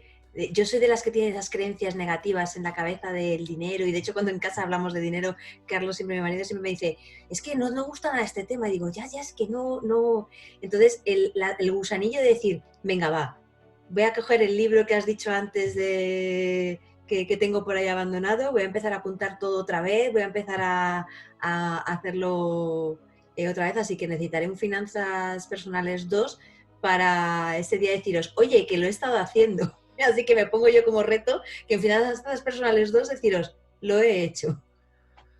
Vale, pues por petición popular haremos una segunda parte. Amalia, estás invitada. Patti, estás invitada, ya sabéis. Esto encantada. Aquí... Y espera, una cosa, Nacho, creo que claro. Sí se puede comprar en tapa blanda fuera de España también, ¿eh? Sí, pero no le daba tiempo a llegar. Vale. Eso es diferente. O sea, a ver, si el miércoles para que llegue, no llega. O sea, sí, eso es verdad. O sea, no me llegaba, yo me tenía que leer el libro antes de Oye, que encantada, y me gusta que te lo hayas leído y que te haya gustado, que te haya aportado. Sí, a mí la ley de Parkinson. La ley de Parkinson es una cosa que... ¿Te ha gustado? Sí, pero hace tiempo, o sea, yo tengo un proyecto personal, yo sé que son 2 acres lo que tengo que comprar, 2 hectáreas, y con eso produce suficientes calorías para poder alimentarte sin necesidad de depender de bancos ni nada, y esto, comprarte un campo y una huerta. Yo siempre he tenido huerta. Así que bueno, quedamos para el Finanzas 2. Perfecto. Lo que sí haremos será subir esto al podcast para que los que no han podido se han quedado con las ganas. Y una última reflexión de todo el mundo. Os voy a citar como yo os tengo, y empezamos por Ana, que la tengo aquí. Una última reflexión, por favor. Que nos quitemos todas las creencias que tenemos en la cabeza, que el dinero es una herramienta y que no somos peores personas por tener más dinero. Poderoso. Amalia. Pues yo me quedo con el preahorro. Destina un 10% de tu salario, que serás más libre. Fernando. Todo es ponerse. Sí, lo puedes conseguir, pero empieza por algo, que te parezca poca cosa. Patti, cuéntame. Fer me ganó mi tema, justo, que es un proceso que parece muy grande, pero haciendo la lista de gastos, o sea, con que empecemos por un pasito. Hoy la lista de gastos de hoy, mañana al cabo del primer mes vamos a saber cuánto gasto tenemos y aplica en la parte personal y en la parte de la empresa. Decían que si el Excel o no el Excel, Fernando me puso, le dije, en un cuaderno, no necesitamos más, solo es empezar a hacerlo y vamos a llegar a donde queremos llegar. Jordi. Bueno, pues si a la hora de hacer las cuentas no es suficiente mirar hacia atrás, sino que tenemos que mirar hacia adelante y hacer presupuestos, pues voy a hacer igual, voy a empezar a mirar hacia el Finanzas 2 y lanzo un par de preguntas para que no me las contestéis y queden ahí en el tintero. Nacho, has dicho que prefieres invertir en bolsa antes que invertir en ladrillo, ¿de acuerdo? Pero ¿prefieres invertir en bolsa que invertir en clínica veterinaria? Y por otro lado, ¿qué va a pasar si realmente empiezan a eliminar el dinero físico? ¿Se va a liar parda? No me contestéis ahora, hacedlo después de la publicidad. Vale, pues ha quedado en el aire. Yo voy a despedirnos. No sé cómo vamos a terminar hoy, porque normalmente tengo la pantalla, entra la musiquilla. Hoy no tengo todas esas cosas, así que lo que le diré es a Ana que deje de grabar. Y en ese momento el que quiera que se una a la conversación, nosotros evidentemente nos quedamos un rato. Así que muchísimas gracias a Ana, a Amalia, a Fernando, a Pati, a Jordi y a todos los que habéis estado ahí al otro lado. Muchísimas gracias a los que nos veis y nos compartís. Es una pasada lo que estamos recibiendo de vosotros en redes, en el YouTube y demás. Y creo que se está generando una cosa que vamos a intentar mantenerla con todo lo que conlleva y por eso os agradecemos la paciencia. La semana que viene vamos a hablar de un tema muy, muy espinoso en veterinaria, que son los precios mínimos, si son buenos o no son buenos, y vamos a tener dos invitados. Bueno, tenemos un invitado seguro del otro lado del charco, que viene de Argentina, un país donde sí hay precios mínimos, y tenemos otro invitado sorpresa que como se me caiga internet, me muero. Vale, así que muchísimas gracias a todos. Nos vemos la semana que viene. Por favor, compartir en redes. Abajo aparece el crowdfunding para el wifi de Nacho, ¿vale? Exacto. Un euro es suficiente. En realidad es para el ordenador nuevo, porque el wifi no es el que ha fallado, ha sido el ordenador. Confiamos en tu criterio para gastártelo. Vale.